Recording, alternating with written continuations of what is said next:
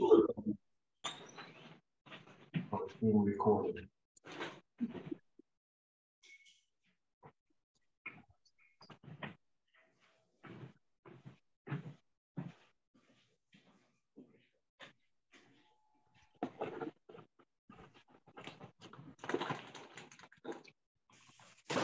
Hi, good evening and welcome. Those of you who are here live and those of you who are here via Zoom.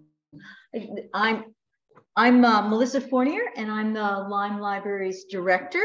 And thank you for joining us for Hidden History, Freedom Fighter David Ruggles, Lyme Roots with Tom Schuch. Sorry, I should have practiced that before we got to here. Just a few things before we get started. This event is the first Lyme Library's hybrid Zoom and live event. I'll be recording the Zoom presentation and posting it to the Lyme Library's YouTube channel if all goes well.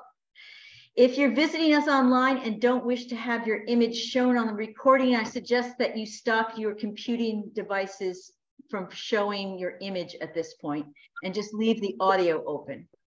After 48 hours, you should be able to find the recording by going to YouTube and keyword searching either Lyme Public Library or Hidden History Freedom Fighter David Ruggles Lyme Roots. I'll be monitoring the chat line during the presentation and will have everyone muted. So if you have a question that you would like to ask Tom, please put it in the chat and I'll ask the question for you during our question and answer session. As you're here tonight to learn more about David Ruggles and racial justice, I want to bring to your attention a couple of other events that you might be interested in. In celebration of Juneteenth, we'll be featuring two events on the life and work of David Ruggles. And if you're already aware of it, if you're not already aware of it, I would like to bring to your attention that Lyme has a Zoom-based racial equity book club that meets every first Wednesday of the month at 6:30 p.m. The Lyme Public Library's Racial Equity Book Club focuses each month on a book about race relations in the United States. The book group meets via Zoom, where we meet to discuss the book and participate in a fair and open discussion about race relations. The next meeting will take place on Wednesday, April 5th, where we'll be honored to have special guest speaker, poet, memoirist, Bessie Renya, who will be leading the group in a discussion of poetry as memoir and the immigrant experience. In honor of National Poetry Month, the books we'll be using are Ms. Renya's book of poetry, The Battlefield of Your Body, and Ink Knows No Borders, Poems of Immigrant and Refugee Experiences. On Tuesday, this is our Juneteenth event. On Tuesday, June 6th at 6 p.m. via Zoom, we'll have the author of The Kidnapping Club, Wall Street, Slavery and Resistance on the Eve of the Civil War, and that's Professor Jonathan Wells. And then on Saturday, June 24th at 11 a.m., David Ruggles and the Birth of Nonviolent Civil Disobedience with his local historian, Jim Lampos. For more information on any of the Lyme Library events, please visit the library's website at www.lymepl.org, where you'll find out more details and you can register for any of the live or Zoom events. About tonight's presenter. Tom Schuch, who has a lifelong interest in social justice issues, is a New London native and a graduate of Georgetown University in Washington, D.C. He's currently retired after 38 years as executive director of a local residential facility for troubled adolescent males. He has an avid interest in history, particularly John Brown and the Civil War, but as a lifelong Sherlock Holmes fan, his area of special interest has become unknown, hidden, forgotten, or suppressed local history. This interest is what led him to discover a number of previously unknown and forgotten stories of New London history, a number of which have now been commemorated with sites on the New London Black Heritage Trail. Tonight, he will share some previously unknown facts about our local hero, David Ruggles. Please join me in welcoming Tom Schuch.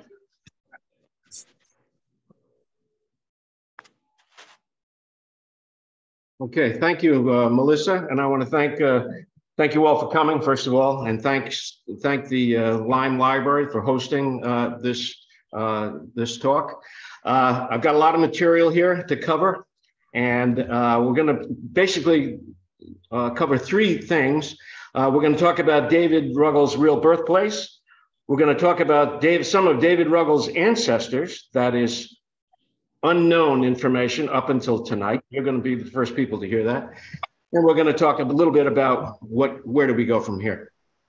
Okay, I'm an amateur historian, by the way, with a small h. There may be some real historians out there. I'm not one of them. But since I retired from running an agency in social services, I've had more time to indulge my passion for history.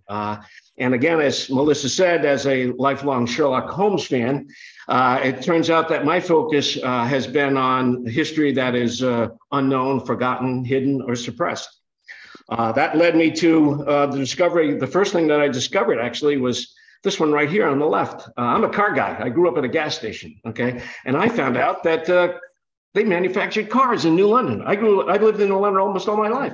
I never knew that they manufactured cars there. Cameron Cars, if you look at the bottom, it says the factory is in New London. I never knew this. So I went to the New London Historical Society to find out more about it. They didn't know anything about it either. And they were a mile from the factory. I thought, wow, what else do we not know about New London? So I came across the story of Ichabod Pease. He was a formerly enslaved person in New London. And in 1837, he started a school for Black children in New London. And I had never heard of this. And I thought, well, this is, by the way, 1837. That's in the midst of the period that we're going to be talking about here, where abolition was a huge issue and the education for Black people was a huge issue. So he started this school in New London, and he was 81 years old when he did it. I thought, this is amazing. How come we've never heard of this guy? Okay, so I also came across, thanks to Mary Beth Baker, who did some research for New London Landmarks on Sadie Dillon Harrison. But I found the story of Sadie Dillon Harrison. You may be familiar with the Green Book, the book on the right there, which was very popular. There's been a movie about it. It's lasted 37 years. What people don't know was that there was one precursor of that book. And that book was written by Sadie Dillon Harrison. It's called the Hackley and Harrison Hotel and Apartment Guide for Colored Travelers. Came out in 1930. And she wrote it from her home in New London at 73 Hempstead Street. 73 Hempstead Street is arguably the most significant building in terms of New London, in terms of New London's Black history. That's it on the right. Okay, it doesn't look like that anymore, but the building on the right is 73 Hempstead Street. Built by a white abolitionist in the 1840s who put his money where his mouth is. It was a time when people were reluctant to sell houses to Blacks.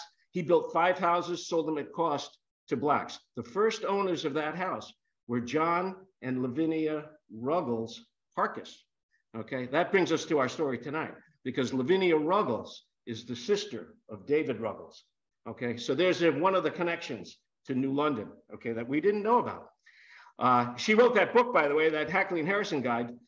She did it pretty much on her own. She had compiled 300 cities where there were safe places for Black travelers to get accommodations and whatnot. Every single item that she wrote about appeared 7 years later in the Green Book, okay?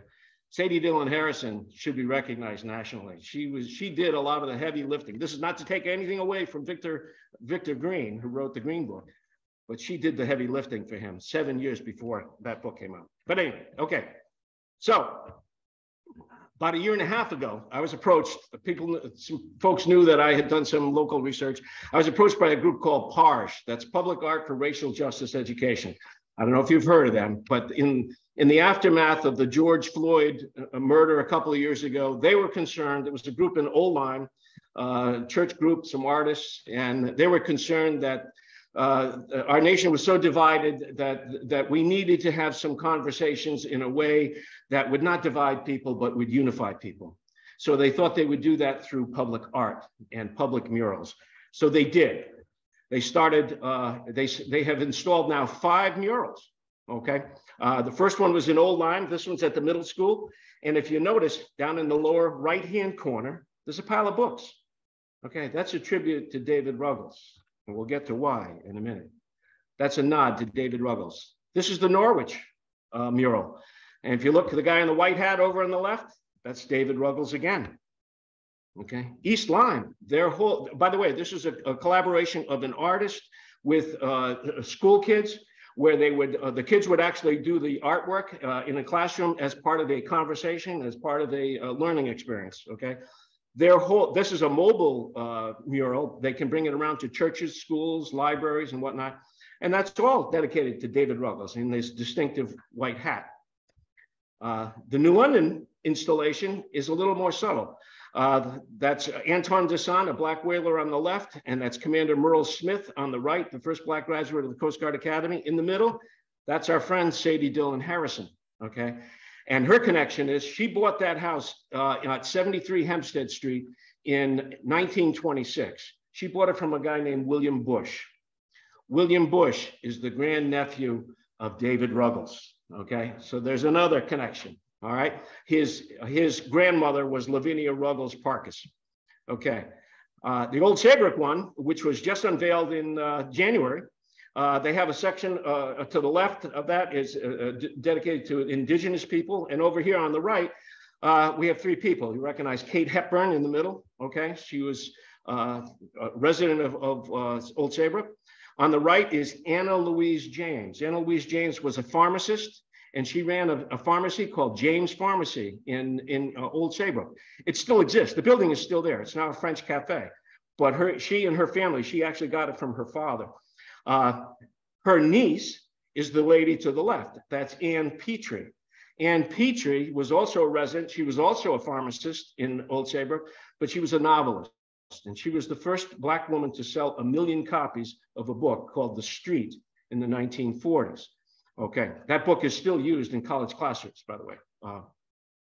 What people may not know is that Ann Petrie's full name is Ann Lane Petrie. And she had a sister named Helen Lane.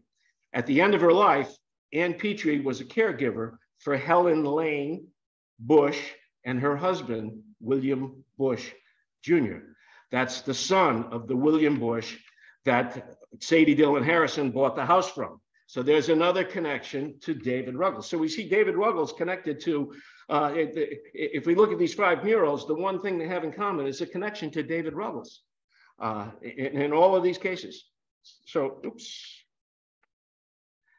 Okay, so who's David Ruggles? There's a lot of people who don't know who David Ruggles is. David Ruggles in the mid-1830s, okay, there was no one who was more fearless, more fearsome, or more fierce an advocate for abolition and freedom in America than David Ruggles. And he's a New London County native, okay? What did he do? He grew up in Norwich. There's some question as to where he was born. Some people say he was born in Lyme. Other people say he was born in Norwich, okay? He grew up in Norwich, that's for sure. He left home at age 15, and he was a mariner, and he shows up in New York.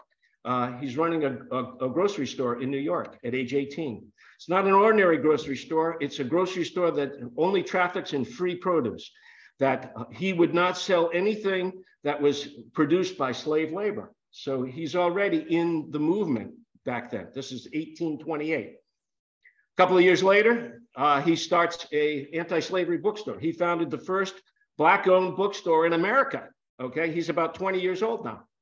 Okay, and he filled his bookstore with abolition and anti-slavery literature. He became the subscription agent for the Emancipator newspaper and for William Lloyd Garrison's The Liberator. That meant that he traveled around the Northeast, okay, soliciting subscriptions. That meant he would go into areas all over, from Ohio to Connecticut to Massachusetts, and give speeches, anti-slavery speeches. That was a very dangerous occupation in the 1830s. Okay, why? Well, these posters are actually from Boston, but the same thing was going on in New York. The international slave trade had been outlawed in 1808. Okay. But the illegal slave trade continued. This is now in the 1830s. The center of the illegal slave trade in America at that time was New York. Who knew? The financial capital. That's where the cotton growers and the textile people, that's where they all got their money. They were outfitting slave ships in New York, and the authorities were turning a blind eye to it. Okay, they were also, since the slave trade, the international trade had been curtailed to some extent, enslaved people were more valuable. And when they ran away, when they were freedom seeking and fugitives, they would come to New York. So New York was crawling with bounty hunters and slave catchers. Okay, very dangerous place to be black in New York at that time. There was even something called the Kidnapping Club. That's the subject of this book right here.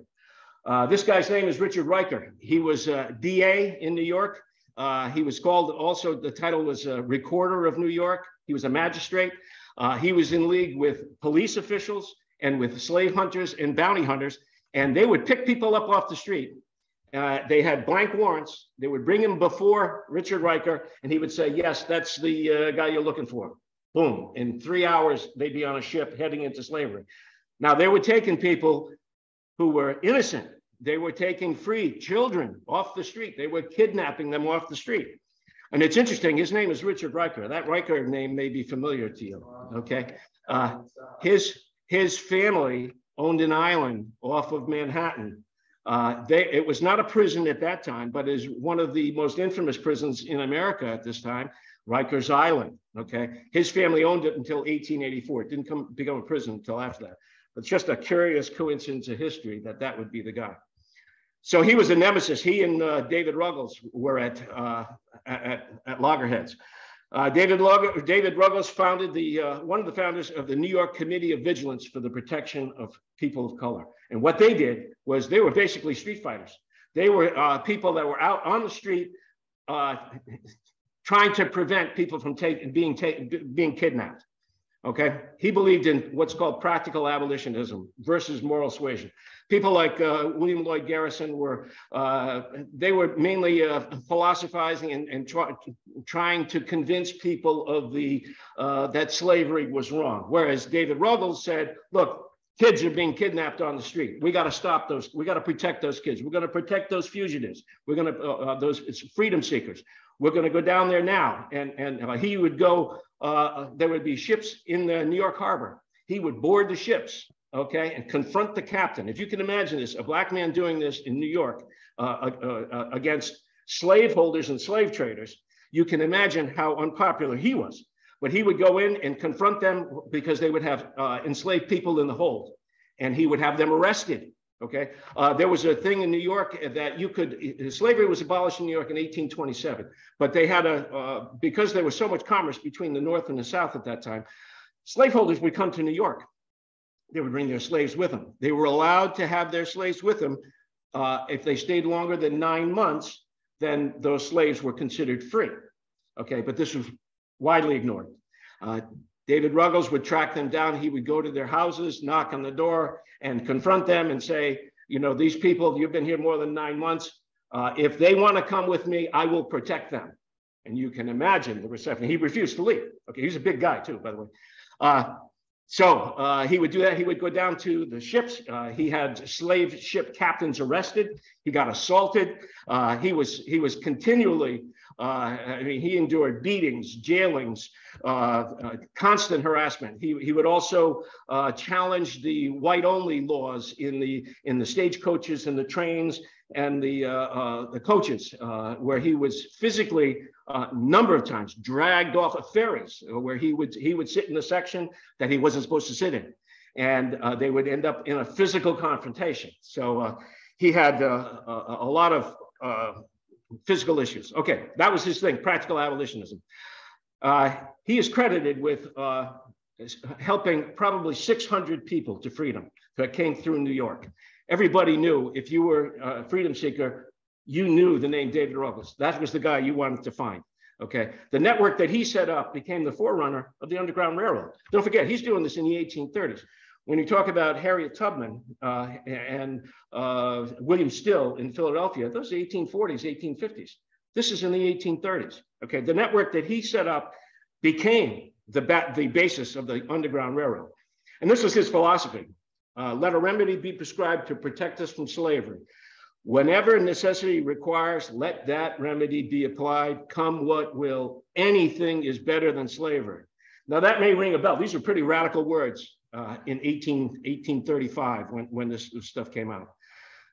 But they resonate because there's somebody else who spoke like that 100 years later, okay? Malcolm X, okay, who said, we have a right to protect ourselves by any means necessary. And that's basically what David Ruggles was saying back there. We can protect ourselves. Self-defense is the first right. Okay, he founded the first Black-owned journal, the Mirror of Liberty, which he wrote and published.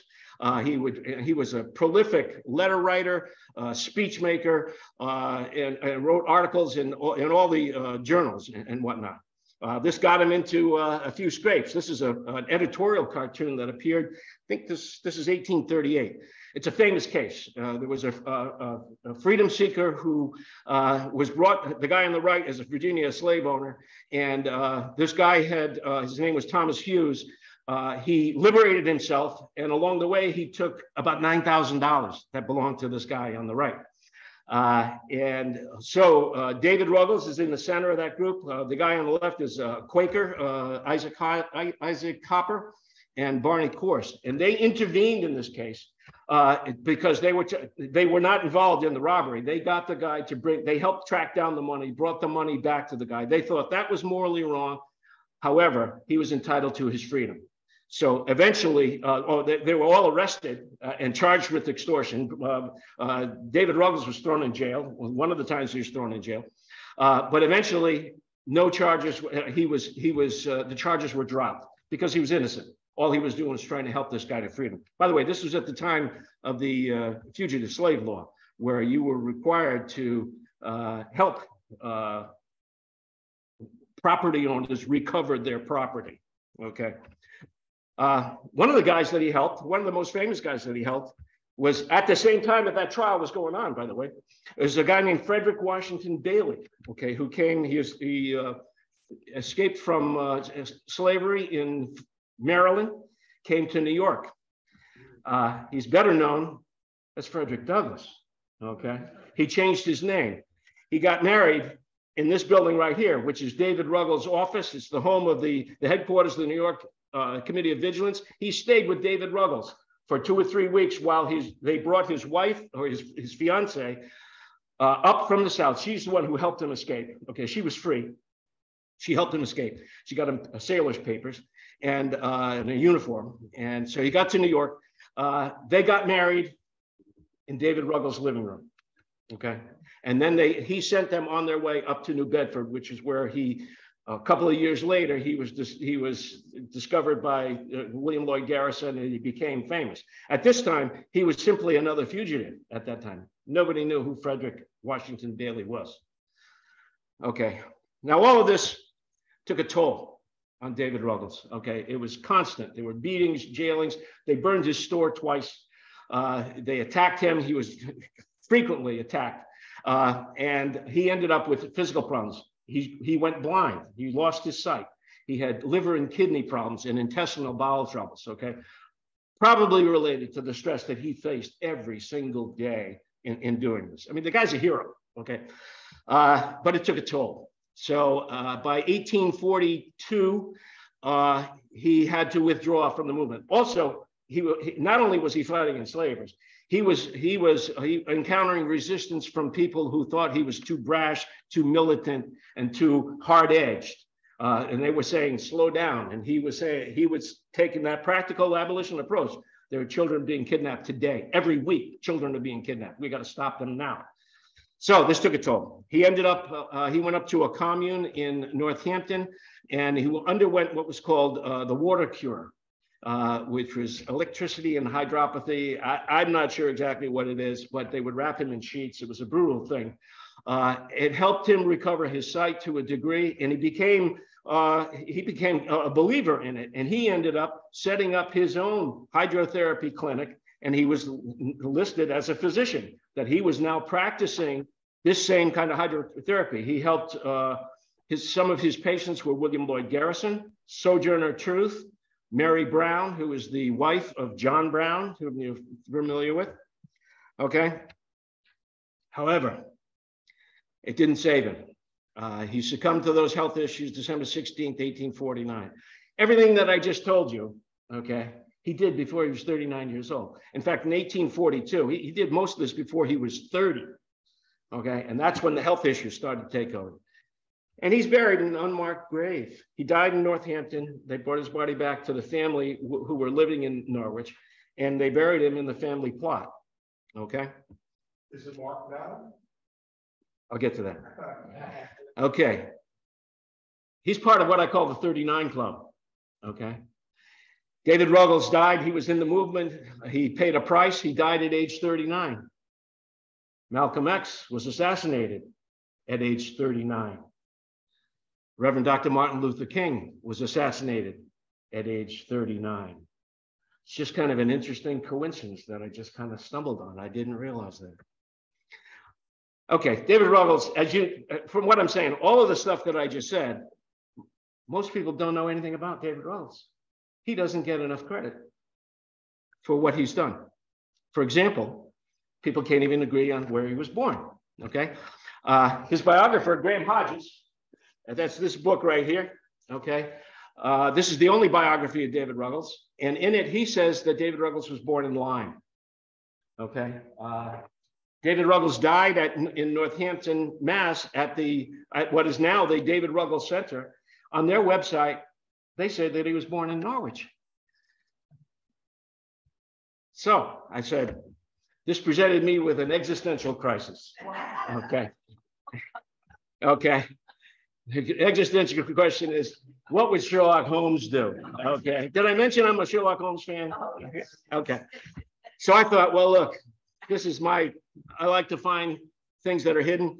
Maybe I can help here. So I contacted Dr. Hodges, the author of the book, and I asked, why do you think that he was born? And he said he got the article, he got it from an article in the New York Daily Express, September 7th, 1838. Now, he wrote that book 10 years ago. Life has intervened. He now has children and a family. He's a professor at Colgate. He's moved. His notes are in a storage somewhere. He apologized, but he couldn't put his hands on the article itself. But he very graciously sent me a list of the libraries where I could find this article. I said, great. Okay. So I enlisted my friend, Dr. Google. Okay. And me and Dr. Google went online and found out that none of those libraries have that information online. So we're going to have to do it the old-fashioned way. Okay, so we go to the Vital Records, New London, Waterford, Lyme, Salem, East Haddam, Colchester, Norwich. No records of David Ruggles' birth. No one. Okay, I thought, okay, this is more of a challenge than I thought. We go to Ancestry.com. Okay, and then we start to find something. Turns out David Ruggles is David Ruggles Jr. Okay, his father, born in 1775, married someone called Nancy Prince. Okay, but if you look, David Ruggles, his father is unknown, his mother is unknown. Nancy Prince, it says, by the way, that they had one son and one daughter with David Ruggles. Ancestry.com is great, except they had 8 kids, 7 or 8 kids. Okay, not one together. So it's got its limitations. But again, Nancy Prince, father unknown, mother unknown. I thought, okay, but it does say she was she was born in Lyme.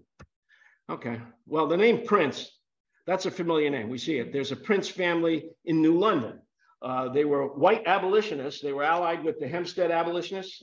They were allied with Civilian Haley, who built those houses down there. They printed, they were part of 2 anti-slavery newspapers in New London in the 1830s and 1840s, but I couldn't find any connection to Nancy Prince. Okay. Black Roots, which is this book right here. As you can, let me just hold it up. You can see it's just absolutely, I've worn it out. It's falling apart. I have another copy in plastic. This is the Bible of if you're doing any Black history research in New London, this is the Bible to look for. Okay, this book has 40 listings for Prince with no last name.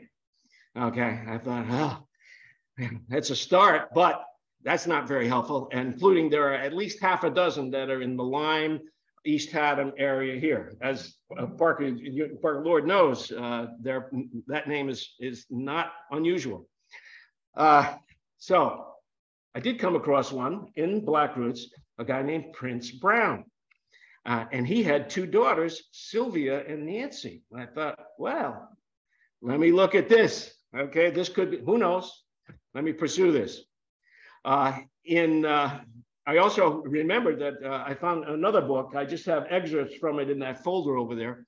I'll get to it in a second, where Prince Brown, he was enslaved. It's part of a larger story here in the Salem, Lyme area about what was referred to at one time as a Salem plantation. Okay, Prince Brown and Salem Negro, which was actually the name that was listed in the property records, became property owners, but they were enslaved. This is the book. It's called The Chronicles of a Connecticut Farm. It was published in 1905 by Mary Perkins. Okay, there are less than 100 copies of this book. Okay, and this is, by the way, I want to take another moment to shout out to the libraries. Okay, you can't find this book, okay, anywhere, except the Public Library of New London has a copy in their historical history reference room, okay, which you can't take it out, but you can go down and you can read it. I also found out that it's available now on ancestry.com, so you can read it. But it was commissioned by Alfred Mitchell and his wife. Okay, and they were proprietors of a part of this huge estate that existed. We'll talk about in 1 second. That is about just a couple of miles up the road here, over in the Salem, what is now Salem. That was Lyme. Okay, but the Mitchell name might be a familiar name. If you're from New London at all, okay, there's an iconic ice cream store there called Michael's Dairy. Okay, it's on Pequot Avenue. It's right next to Mitchell College, by the way. Okay, well, the previous name of Michael's Dairy was Mumford Dairy before it was Michael's. The Bassettos took it over from the Mumfords. Before it was the Mumford Dairy, it was the Mitchell Dairy. Okay, the Mitchell Dairy sourced all of their dairy products from a farm right up here on Route 82, which is still there. It's known as the Mitchell Farm. Okay, that's part of that historic area that we're going to talk about right now. Okay. A story began around 1976 when there was an article published by Alfred Bingham that said there was a Salem plantation of anywhere from 4,000 to 12,000 acres with 60 plus families of slaves on it. I thought, wow, we don't associate plantations with Connecticut, okay? But so this got my attention. It also got the attention of Dr. Bruce Stark, who lives about 2 miles down the road here, okay? He's a native of Lyme, and he had lived here all his life. As a matter of fact, his family goes back to contemporaries of of Prince Brown, okay? His family lived, they were neighbors of some of the folks that are in the story. He had never heard of this. So Bruce Stark, by the way, is a real historian. He's a degreed historian, and he's an archivist at the Connecticut State Library. So he published an article around, this information, by the way, started coming out around 1976. There was an article in there were a couple of archaeologists who went to this property up here, and it was what is now Salem, but it used to be Lyme. Salem was created out of Colchester, Lyme, and New London. Salem is here. Half of it was Lyme. The lower half that was Lyme was Colonel Samuel Brown's property. Okay, that's the property we're talking about.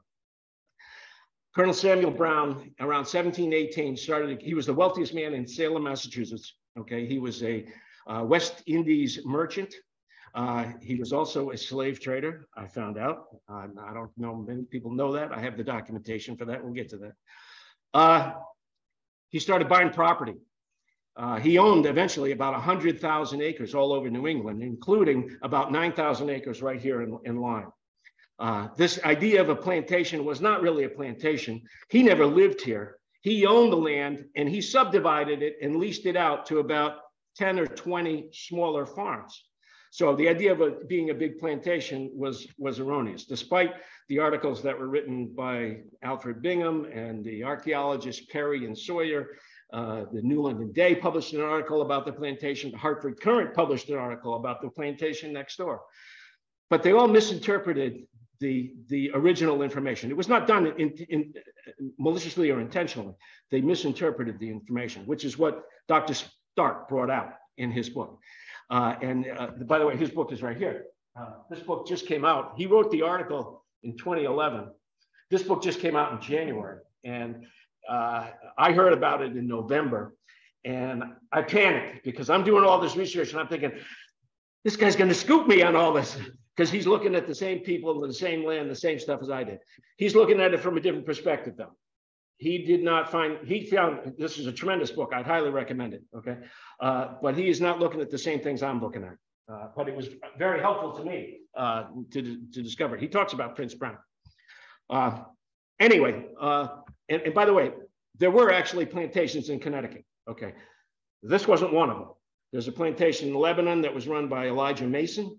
There was one in Bolton that was run by Norman Morrison, Dr. Norman Morrison. And there was another, the largest one was in, that we know of, there could be more, was in Brooklyn, Pomfret area, run by a guy named Godfrey Malbone. Okay, Godfrey Malbone comes from a family of slave traders in Rhode Island. Anyway, the Salem plantation wasn't a plantation per se. So this is wrong.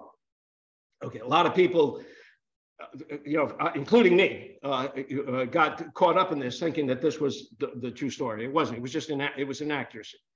This is the land that he owned. This shows you can see Lyme at the bottom, New London to the right, Colchester. All of those little red lines in there were the pieces of property that Samuel Brown bought over the years from 1718 until he died. It went to his son, and then it went to his grandson.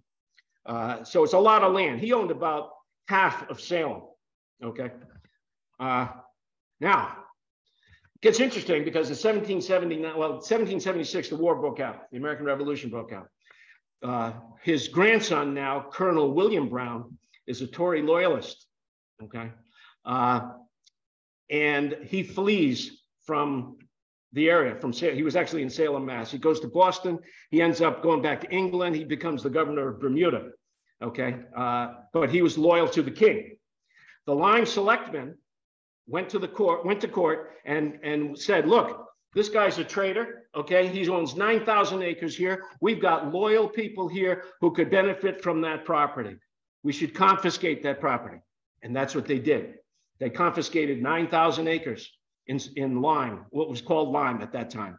Okay, they confiscated all of his property. The property they confiscated was 9,000 acres and 12 human beings, because what Colonel William Brown was doing, he was not only leasing out the land, he was leasing out enslaved people, okay, that go with the land.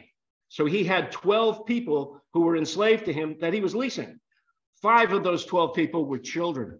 One of them was 6 months old. Okay, this is in 1779 now that they confiscated that property.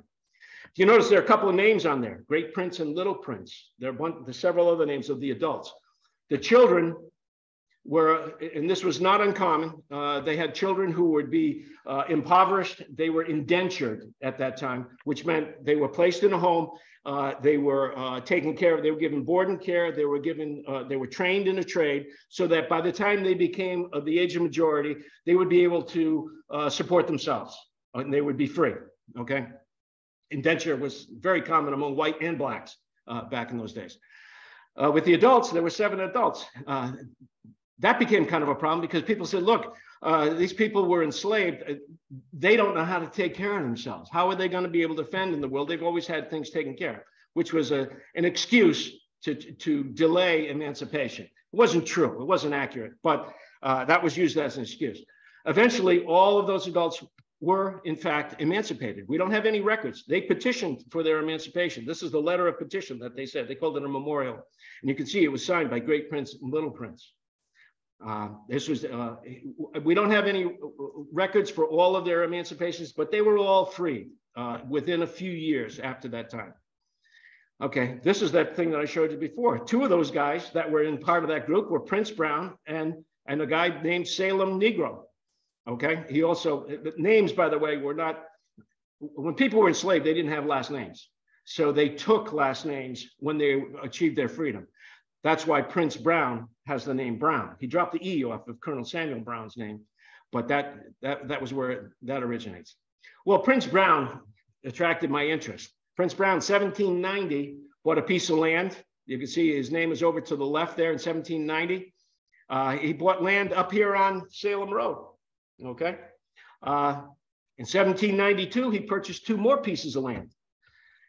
And in 1800, he purchased another one. This time he was under the name Prince Freeman. Now, a lot of times you go through these records, they're very confusing. It's fascinating, but very confusing because the names change and you have to find other clues to make sure that you're talking about the one guy, the right guy. I've got a guy in here named, he was one of the enslaved. He was known as Old Fashioned in the record of the inventory. I have 5 names for him, 5 first names for him, and 4 last names for him. I am 99% sure it's all the same guy. He was illiterate, so he wouldn't necessarily know what people were writing down. He would just sign off on it. He was also a landowner. Okay. Anyway, Prince Brown owns this is 4 pieces of land by 1800. Not only that, by 1826, these are all other transactions that he was involved in. Many of these are mortgages. One is the sale of land. He ended up owning about 70 acres in Lyme, which is quite an amazing thing, considering he was, at one time, he was himself owned property. He is now a property owner, okay? But we know that he experienced financial issues, financial problems, because these mortgages, he had to borrow money to buy these properties.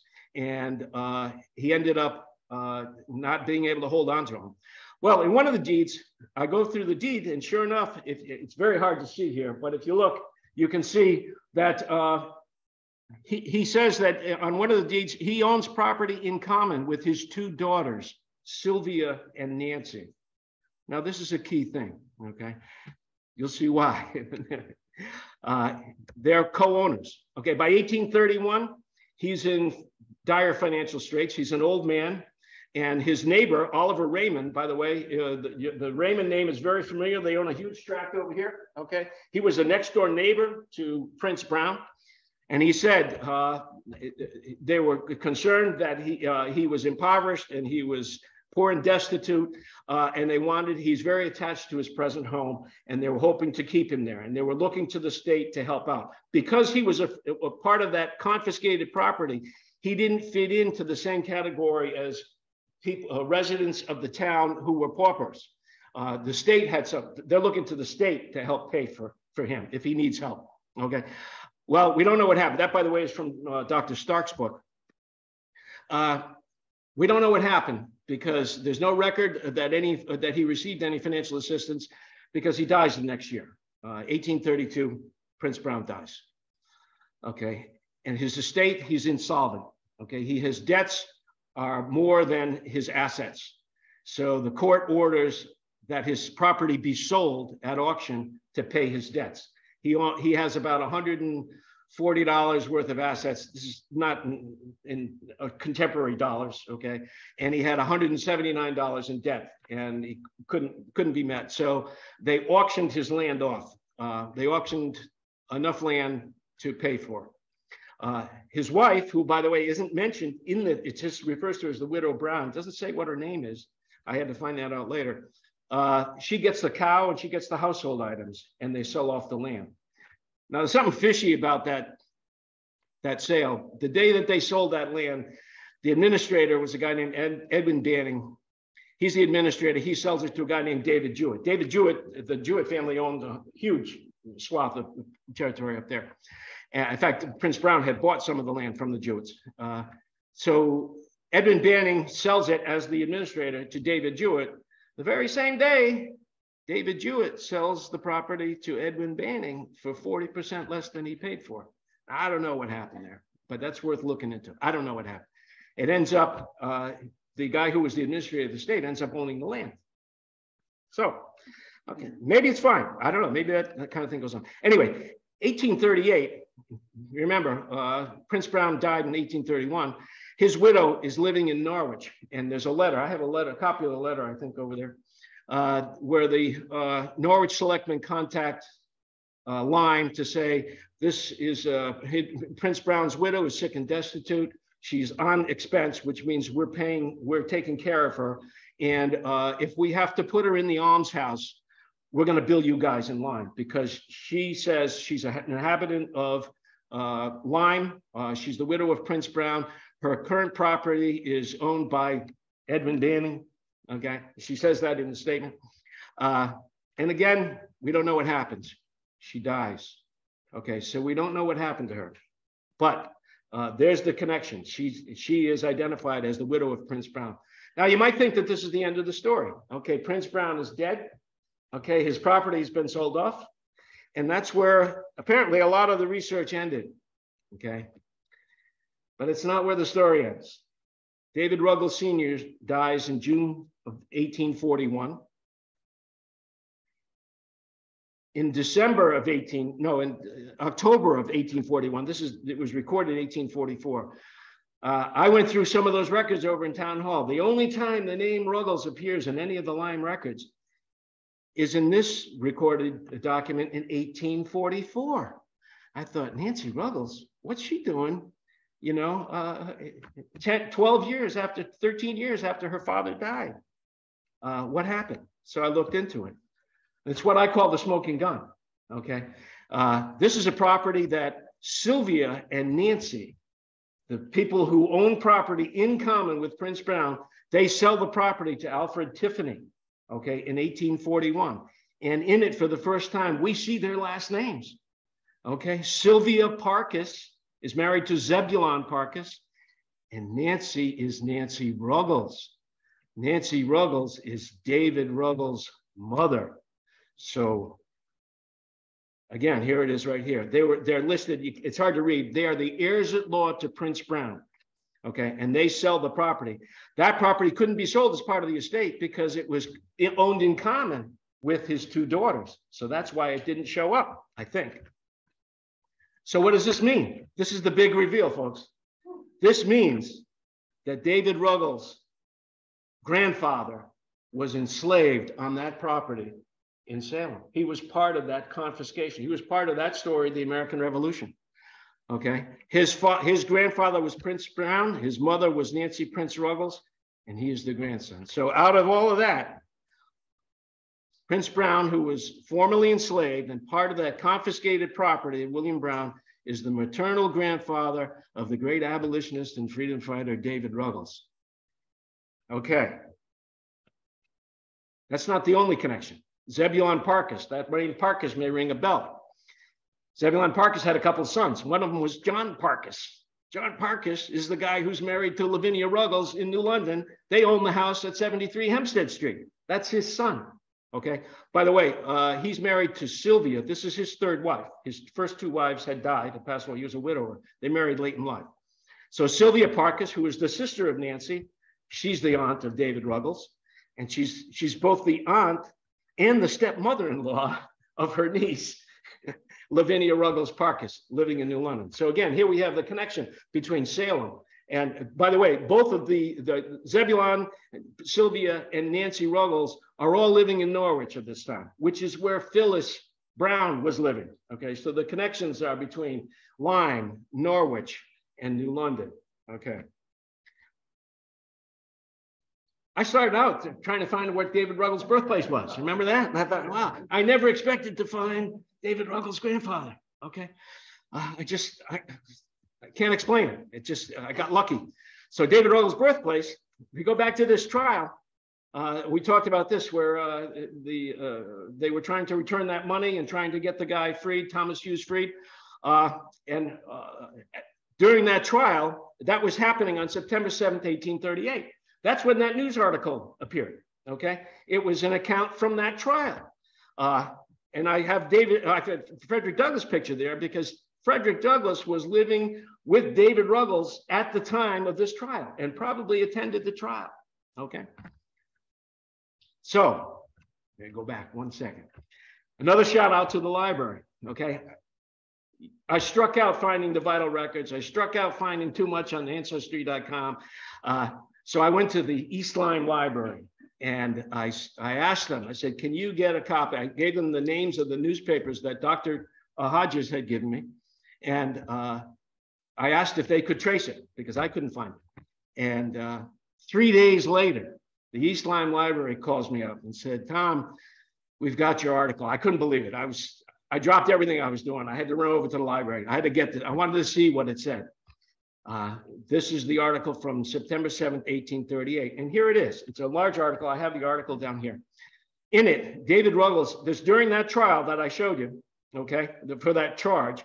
Okay, he is acting as an attorney, by the way. One of the first times a black man acts as an attorney, cross-examines a white man in a court. Okay, that was in itself. But if you look, he himself is testifying. Now he's testifying under oath. Okay, he's sworn in, and he says that his residence is at 36 L'Esplanade Street. That's the building I showed you. Okay, and he says that he was born in Lyme, Connecticut. Okay, he says this under oath. So how do we know where David Ruggles was born? David Ruggles tells us. David Ruggles was scrupulously honest. Okay, there's no reason for him to, you know what I mean? This is just testimony. They ask you where were you born? He says Lyme, Connecticut. The reason he was there was not because of any question about where he was born. He was testifying for this case.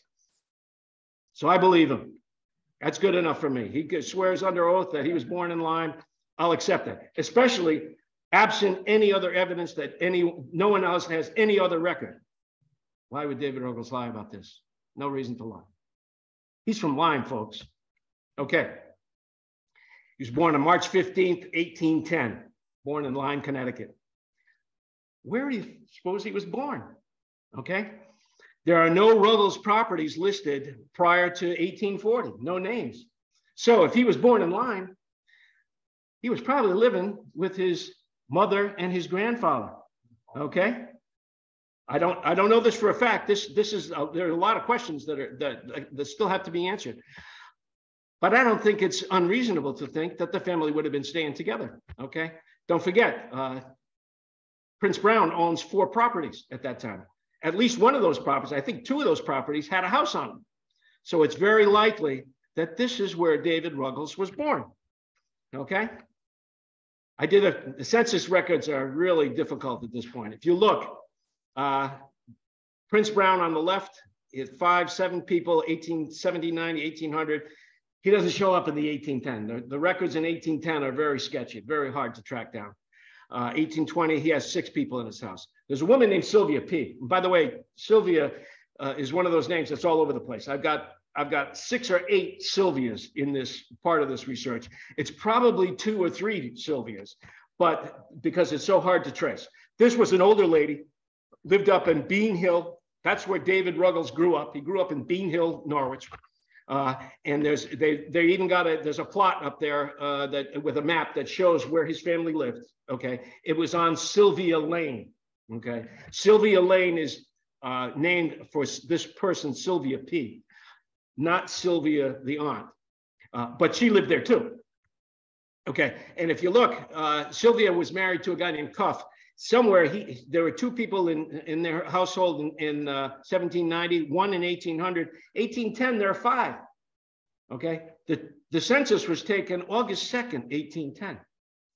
David Ruggles was born March 15th, 1810. It's possible that he was born here and they shortly thereafter moved to Norwich, and they could be those people, the 5 people that are listed in Norwich later on, which accounts for the concern that people have or the confusion, I should say, about where was he born. He may not have lived here in Lyme very long. We don't know. That's information that we still have to dig around to find. I don't know the answer to that. This is my guess. This is my best guess. Anyway, okay. Where's that land? Okay. This is a Google map. If you're familiar with Lyme, as some of you are, I'm sure, if you go up this road here about a little over about a mile, there's a Salem Road goes off to the right, okay? And if you stay on Route 156, you go a little bit further up on the right-hand side, Baker Lane goes off to the right. Baker Lane is an old narrow road. I believe that was the original road that went from what's called Pleasant Valley, where we are, to Millington or East Haddam. Okay, Route 156 now it goes a little bit to the left. The old road was Baker Lane. Okay, that's Baker Lane. If you see the outline of that red there, the lot over in the left-hand corner is listed in the deeds as Prince's Lot. Okay, this is in the late 1800s, the early 1900s. It's called Prince's Lot. That road where you see Prince Road, there's a road named for Prince Brown. It's called Prince Road. Okay, it's discontinued. Okay. The blue that you see below, that's the East Branch of the 8 Mile River. And Prince Brown owned about 15 acres right there between Baker Lane, Route 156, and Salem Road. Those are the properties that he owned. The one that's marked 1790, it's hard to, I believe that's the first property he bought. It's really hard to determine. I'm pretty sure it's right there, but it's right nearby. It's right nearby. It's right along that same road. Okay.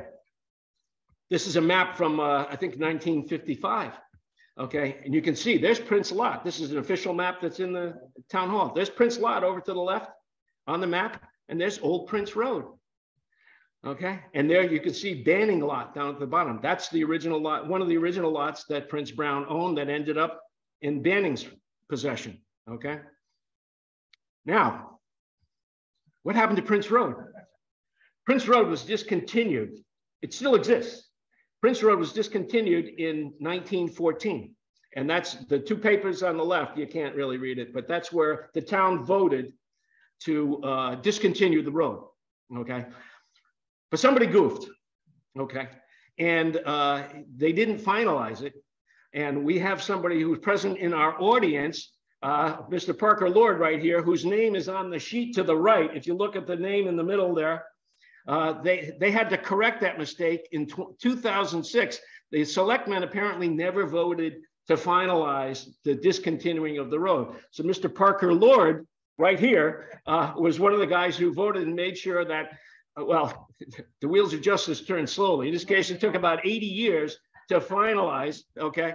But Prince Road was officially discontinued after being discontinued in 1914. Finally, in 2006, it's discontinued.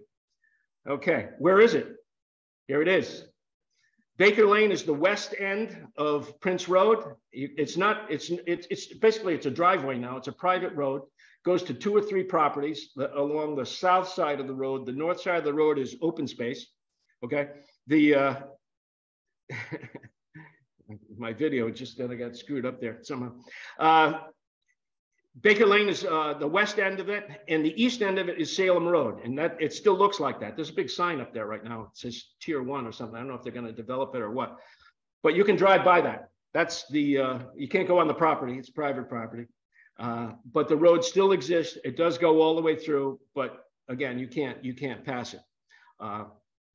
So to give you orient you towards it, you can see we're down at the bottom of the page there. That's where we're at the library. Prince Road is about a mile from here, okay? The property where Prince Brown owned and that was possibly the birthplace of David Ruggles is within a mile of where he sit right now, okay? I don't think anybody knows that, okay? Maybe Parker Lord knows that. Okay, but just to give you an idea, to orient, there's Salem Four Corners. You can see that's where we are. We're not too far from Salem Four Corners. The dinosaur place, people know where the dinosaur place is. That's not too far away here. The Mitchell Farm that I mentioned, okay, that was part of that big Salem estate. That's still there. Okay, it's right next to Route 11. You can see Route 11 on there. And just as an aside, there's another whole story here in Lyme that you may have heard of, and there's been a book written about it. Down at the lower center, there's a Condole family homestead, Condole Condons. That was an enclave of Native American and Black families that lived there off of Gungy. It's near Hartman Park, near Gungy Road, I think it is. Okay, and Vicki Welch wrote this book. I don't know if you can see this. She wrote a book. It's called "And They Were Related To," and she traces 13 generations of the family that grew up on that property there. And if you look, they're not very far from where Prince Brown was. I don't know. I don't have any firm connections between them. I'm sure there were connections between them, at least social connections, but they're not that far away from the Brown property. Okay, Dr. David Ruggles. Okay, we refer to him as a doctor because of the practice that he developed with the water cure up in Northampton, Massachusetts.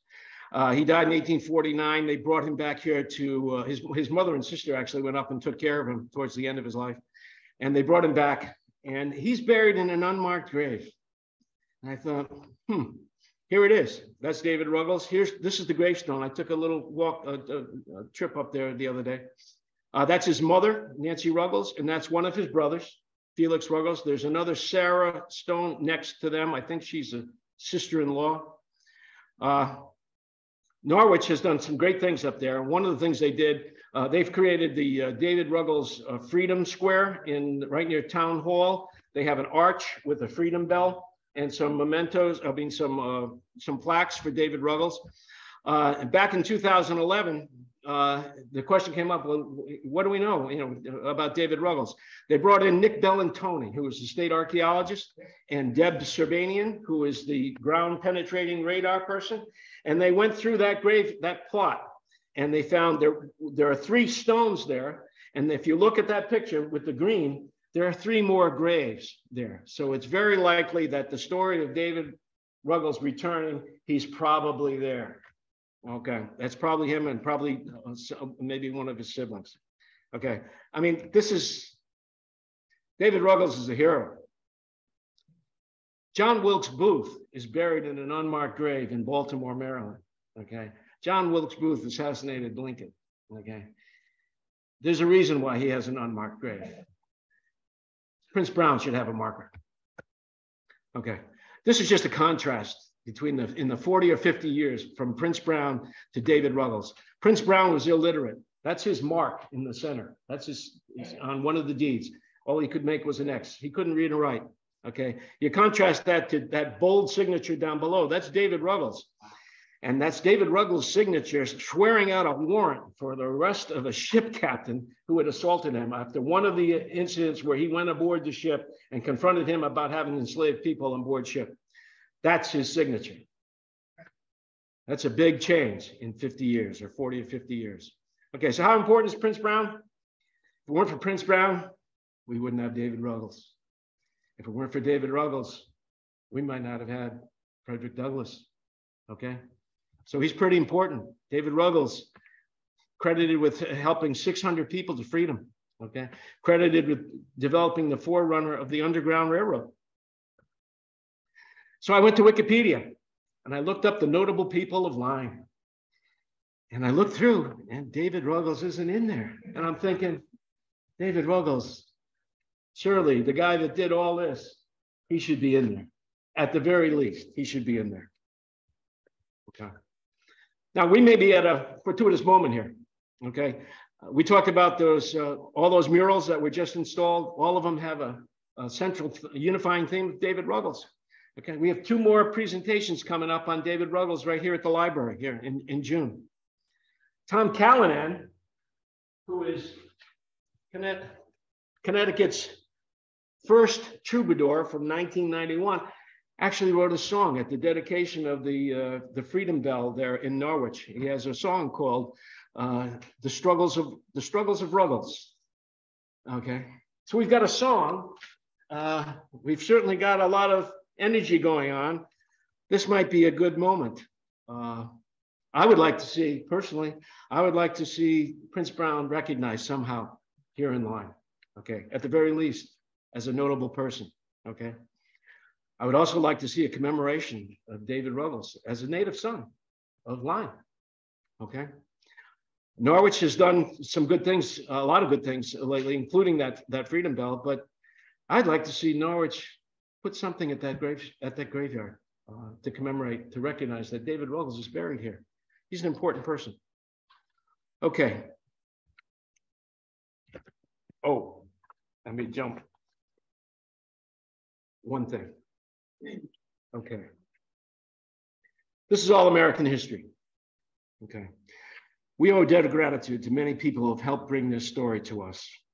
To Dr. Graham Hodges, the biographer of David Ruggles, to other authors like Bruce Stark, to Anne Farrow, who wrote Complicity, Vicki Welsh, who wrote that book there on They Were Related, and to Mary Perkins, who wrote the Chronicle of the Connecticut Farm. We owe a debt to historians like Dale Plummer of Norwich and the Norwich Historical Society, who have done some commemoration of David Ruggles. And we owe to the David Ruggles Center in Northampton, Massachusetts. They have there's a whole David Ruggles Center up there that you can visit. I would encourage people to go do it. Go visit it. We also owe a debt to the local town clerks. For example, Linda Windsor, who works right over there, okay, right here in Lyme. They've worked to preserve and protect these precious records that allow us to discover these stories, okay? And we owe a debt of gratitude to these local libraries, the Lyme Library, the New London Library, and the East Lyme Library, in my case today, and many more. Harsh, the group that installed those murals, we owe them a special thanks too.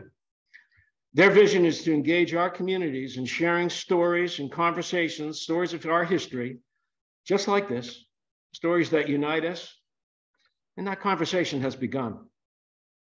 But most of all, we owe a thank you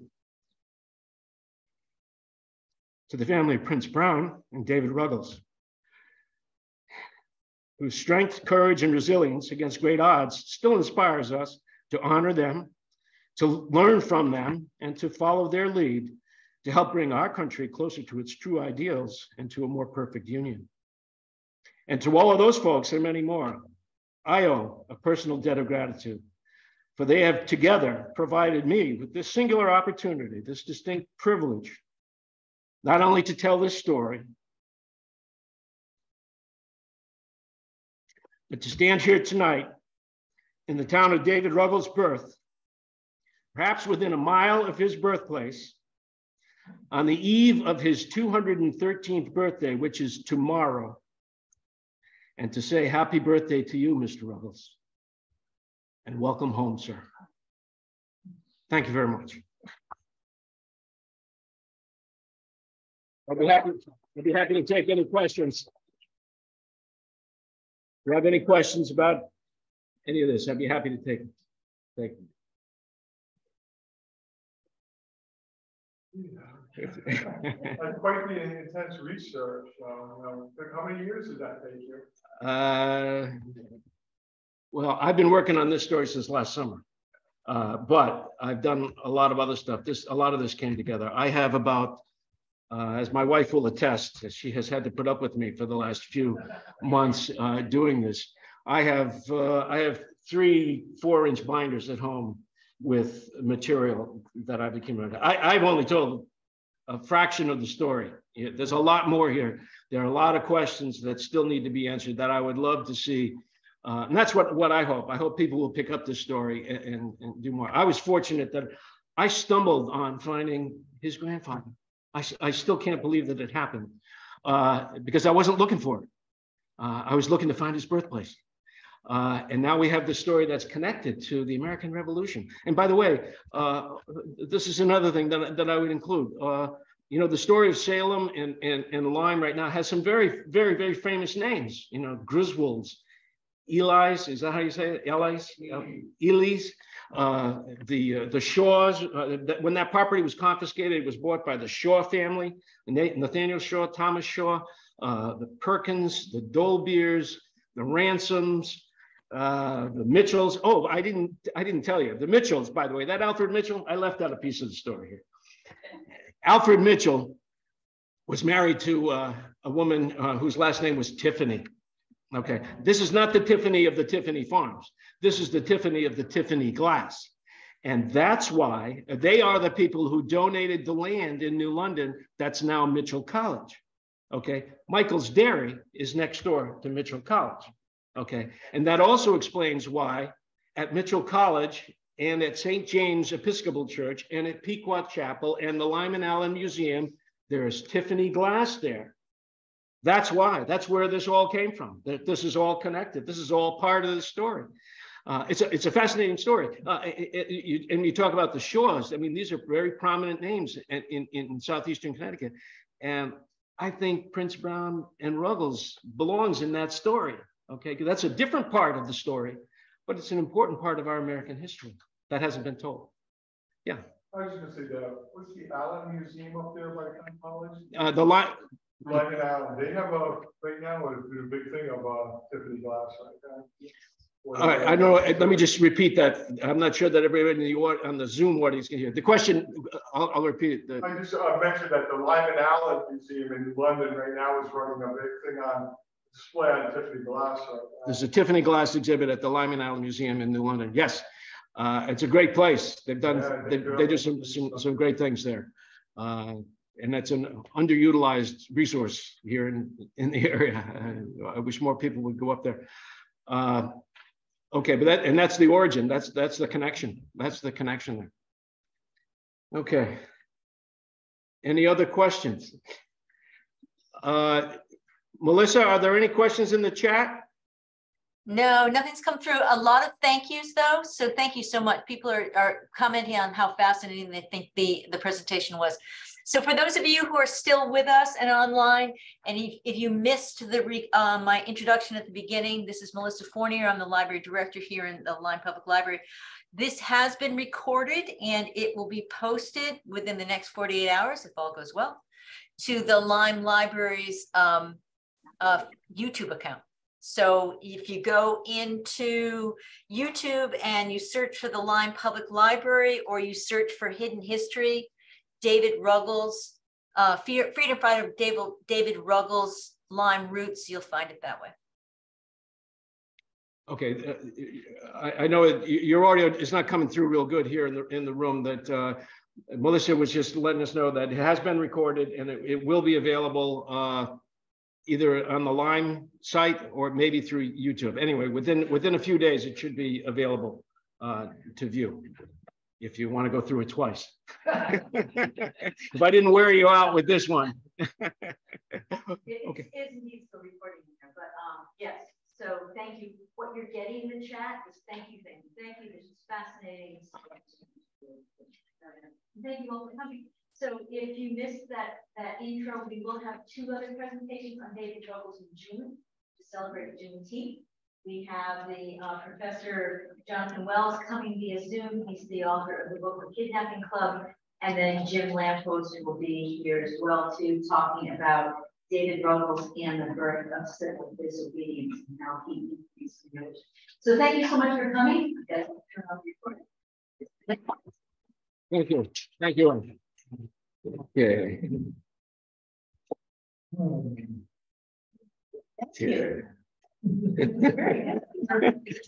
Thank you. Thank you.